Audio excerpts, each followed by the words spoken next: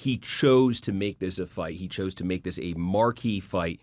So I think this is a very interesting, direct, and clear test of Trump and his clout in these state legislative primaries. Hey, everybody, and welcome to Here's the Scoop from NBC News. I'm Yasmin Vasugian. It is a Tuesday in an election year, so that means it's primary night. And today on the show, in Indiana's primary, President Trump has taken on Republicans who have opposed him. But how tight is his grip on his party? That's the question we're asking tonight. Plus, Blake Lively and Justin Baldoni have settled their Hollywood lawsuit just 2 weeks before heading to trial. So how did the It Ends With Us co-stars finalize their feud? Up first, though, voters are heading to the polls in Ohio, in Michigan, and in Indiana. And they're going to decide if incumbents should pay a price for disagreeing with President Trump. In Indiana, the president and his allies are fighting to unseat 7 Republican state senators who voted against a Trump-backed redistricting plan. Meanwhile, primary races in Ohio and Michigan could prove critical in the fight for control of Congress come November and will test some newly redistricted contests. So what are these races going to tell us about the state of MAGA? And how can they predict the congressional makeup or the potential congressional makeup? For this, we are joined by no other than NBC News chief data analyst, Steve Kornacki, minus the big board. Does that joke get old for you, Steve? Never. Of course not. Yeah, right. Yeah, right. All right. Let's start with Indiana, right? Because that's going to be kind of the big state tonight. We're not usually sitting here talking about state legislative races, but President Trump, the Republican Party, his allies, they have poured their resources into unseating 7 Republican state senators because these state senators voted against redistricting in the state of Indiana, the redistricting that Trump and his allies actually wanted. According to Ad Impact, ad spending in those 7 races has hit $11.8 million, comparing that to less than $500,000 that was spent on Indiana Senate ads across the 2024 election cycle. So walk us through kind of the story here and what we're seeing play out in Indiana. Yeah, I mean, if you just looked at that money that's going to these races and said, what kind of election is this? You'd say it's a congressional election. I mean, that's the kind of attention, the kind of interest. The money's coming in from both sides on this thing, too. So, yeah, it's weird to be talking about state Senate primaries in Indiana as having national significance. But look, the backdrop of this was, the president wanted Indiana Republicans to change their congressional map, something we've seen other states, do. And Republicans in Indiana, unlike in many other states, refused to do it. And it failed in the state Senate last year, a plan that might have, you can argue how it would have played out, but in Trump's mind, it would have given the Republicans 2 additional congressional seats out of Indiana. And the reason it didn't happen was Republican state senators, some of them said no to it. So 7 of those Republican state senators are on the ballot. And Trump has basically said, yeah, I'm gonna do what it takes to get you out of office here, to beat you in these primaries. So by doing that and by pouring all the money in, backing it up with all these resources, he has turned this into a test of his clout with Republican voters in Indiana. Are we seeing it resonate with voters potentially coming and voting against these state senators to unseat them? Well, I mean, that's the big question, because we say the money doesn't look like it has in the past. I suspect the turnout today is not going to look like it has in the past. I suspect it's going to be much higher. But is there a gap here? Is one side more motivated than the other? Has Trump tapped into something with the Republican base vote in Indiana where they want to rally around Trump and they want to get out and they want to show it and they want to take out these incumbents? Or is there a backlash? Is there, because these incumbents have been running on the idea, a lot of them have been trying to tell Republicans, hey, look, it's not that I'm a liberal. It's not that I've crossed the party on some ideological issue. I just said no to a new map that I didn't think was going to help the party the way the president did. I don't like this heavy-handedness coming from Washington.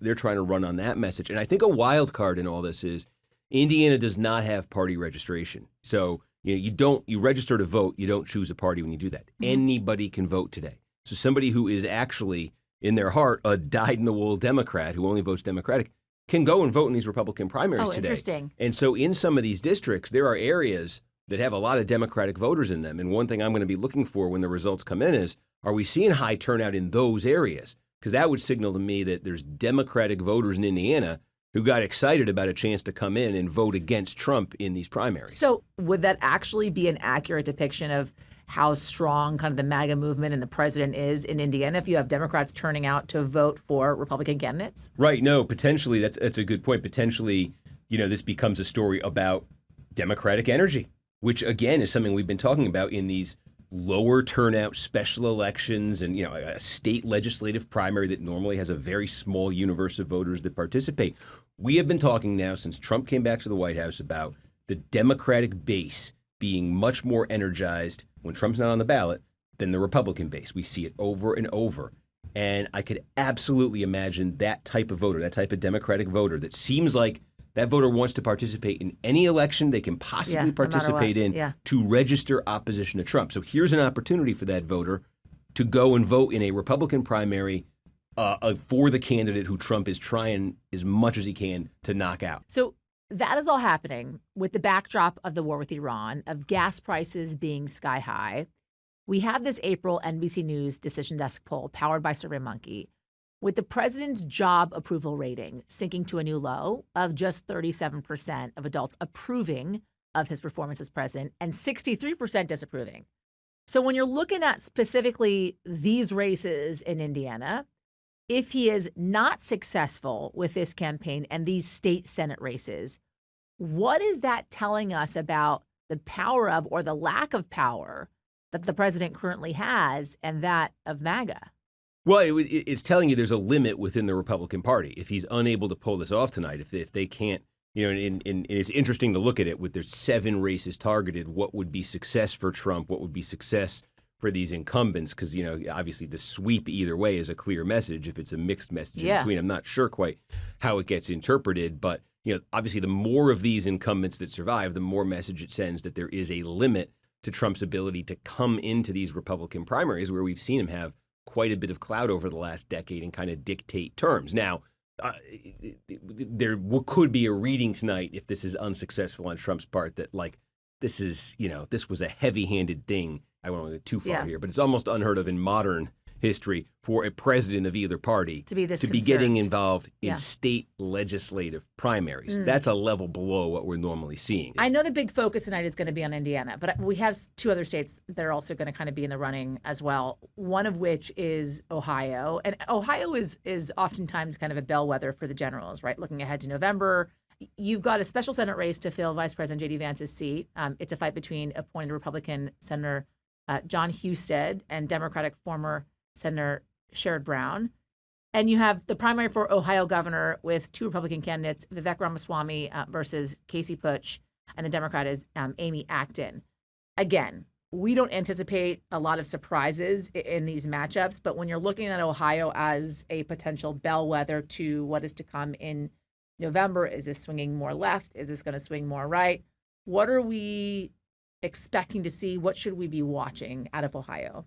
Well, again, I think this is all about setup for the general election because Ohio, in terms of the Senate playing field this November, is key in that if Democrats have any chance of winning the Senate, and they are, I'd say, pronounced underdogs in trying to do that, Ohio is exactly the kind of seat they need to win. Sherrod Brown has won in the state before. Obviously, he lost in 2024 with Donald Trump on the ballot. He had run in much more favorable years to Democrats before that, and he had won. And Democrats are hoping this will be another favorable year for Democrats this 2026 midterm and that he can win again. If Democrats are going to get control of the Senate next year, one of the things they have to do is they have to win multiple races, Senate races, in states that Trump carried by double digits. That's extremely hard to do. So then let's also talk about the third state, which is Michigan tonight. There's a special election to fill a vacant state Senate seat there. Democrats nominated Marine veteran and firefighter Shedrick Green. Republicans nominated former prosecutor Jason Tunney. And look, Michigan has been a fraught battleground across the last few presidential races. In 2016, Trump beat Clinton in Michigan by 0.2%. In 2020, Biden beat Trump by 3%. In 2024, Trump beat Harris by less than 2% of the vote. How much insight could we actually take away from what we see coming out of Michigan tonight? It's an interesting story because this is about this special election happens to affect potentially the balance in the state legislature there. But I think the bigger sort of the bigger stakes events are still to come in Michigan, including this summer's Democratic primary for the U.S. Senate, because I just talked about Democrats having a path potentially to Senate control. It's a very steep uphill path.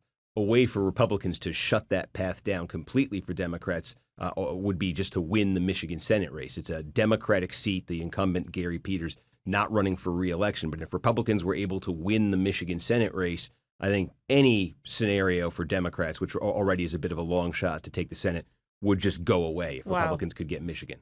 So now that we've gone through all the races, as you're looking ahead to tonight and beyond, what are you going to be looking for kind of as key indicators to take away?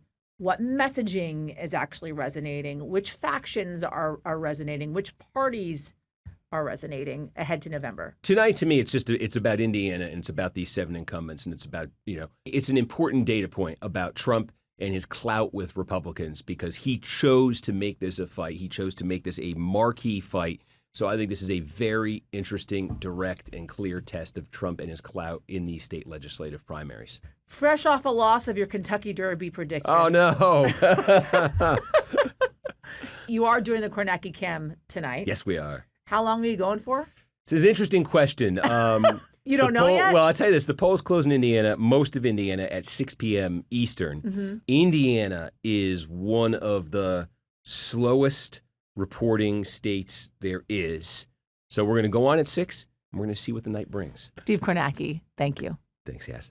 We have a real-life legal drama involving some major Hollywood names that has finally finished. Actors Blake Lively and Justin Baldoni reached a surprise settlement on Monday, just 2 weeks before a scheduled trial. If you've lost track of this thing, I'm going to give you a quick recap. At the end of 2024, Lively sued Baldoni and his production company, Wayfarer, accusing him of sexual harassment and retaliation on the set of their movie, It Ends With Us. And then Baldoni countersued, and they were off to the races. To be clear here, Baldoni and Wayfarer have denied all of Lively's claims. So how did they finally settle? And how will this case impact Hollywood moving forward? For more on this, I want to bring in Rebecca Keegan, senior Hollywood reporter for NBC News Digital. Hi, Rebecca. Hi, Yas. So this broke last night. I think a lot of people were kind of shocked because the trial was supposed to happen in 2 weeks, but now there's a settlement and it's over. I know you've been doing a lot of digging on this thing. So what have we learned when it comes to the details of how this actually came together? Well, we know that while all of this sort of public-facing, we're ready for trial commentary was going on, there were quiet conversations happening behind the scenes to move toward a settlement, particularly starting last month when the judge in the case really dramatically narrowed the case. He tossed out Lively's sexual harassment allegation and significantly narrowed the case to this issue of an alleged smear campaign. After the judge did that, these behind-the-scenes talks accelerated. So we were seeing on the calendar meetings about how long the trial would take, which witnesses would be called. And they were, all the public statements were, this is definitely happening.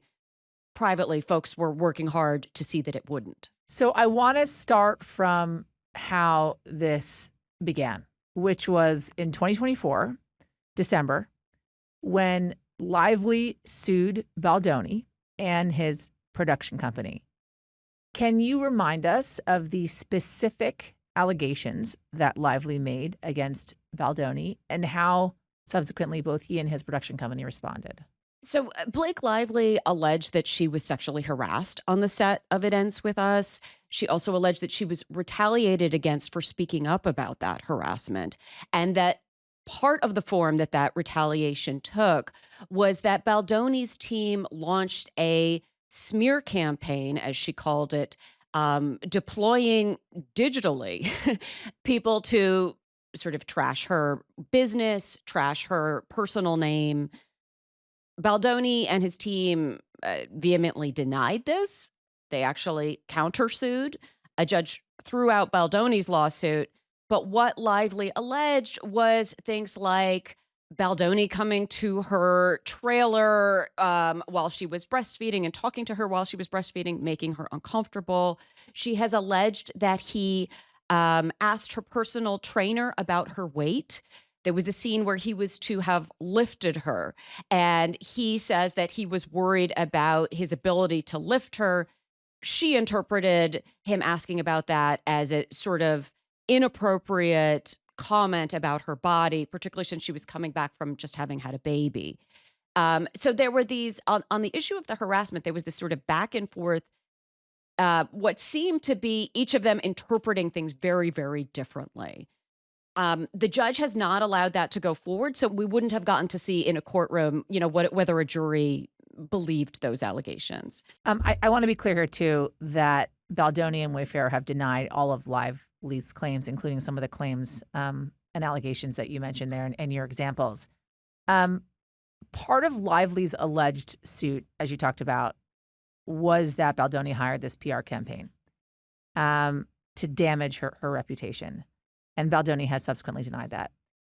I'm interested to know how much the internet, how much social media has played a part in this. Well, this is one of the reasons why I'm disappointed we won't get a trial, because I think this is what would have been untangled and is fascinating, which is the issue of how much of what we think of public figures is shaped by sort of organic public sentiment, and how much of it is people orchestrating very specific targeted campaigns to encourage us to feel a certain way. I think there's a question a lot of us have now, which is sort of what is real on social media, what is reflecting the way our peers and our colleagues and our friends and our family actually think, and what is sort of ending up in our algorithm for other reasons.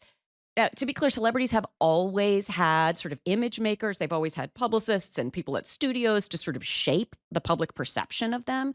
But there's this new level of sophistication, and there's also potentially now a tool of malice that is, as Lively's team alleged, quote unquote, untraceable, meaning that you could sort of seed public opinion in a way and that we wouldn't ever actually know about it. Now, to be clear, from the beginning, Baldoni's team has denied that they did this.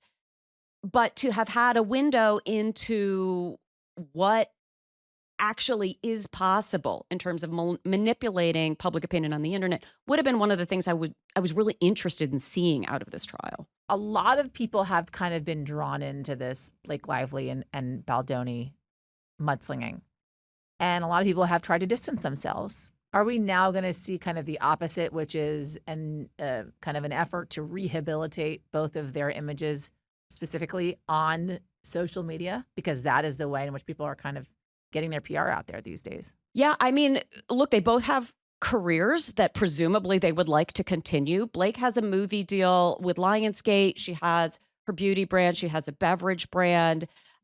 She's a business and presumably wants her business to continue. That's part of what this whole case was about, was the negative impact she believed Baldoni's team was having on her business. So she is going to attempt to move forward with those businesses now. And going to the Met Gala within hours of agreeing to a settlement was a pretty big statement, a big way of saying, I'm unbothered. I'm ready to move forward. What will be interesting to see is whether the entertainment industry, whether the audience is ready to move forward with her. Baldoni was less famous when this all happened, and so many people know him largely just because of this case. He's a director, so he works behind the scenes. It's kind of there's a different level of expectation of his public profile being important. So maybe he continues to work as a director. Maybe he does some lower budget projects. He also has the ability to self-finance his films through his production company, Wayfair. So he doesn't have to go out there necessarily and say, hey, believe in me again. So I do think they will both recover from this. It's just going to be sort of a slow, steady process. Rebecca Keegan, it's always a pleasure. Thank you. Likewise. Thanks. All right. That is going to do it for us at Here's the Scoop from NBC News. I'm Yasmin Vasugian. We'll be back tomorrow with whatever the day may bring. And if you like what you heard and you watched, press the subscribe button. We'll see you tomorrow. We thank you for watching, and remember, stay updated on breaking news and top stories on the NBC News app or watch live on our YouTube channel.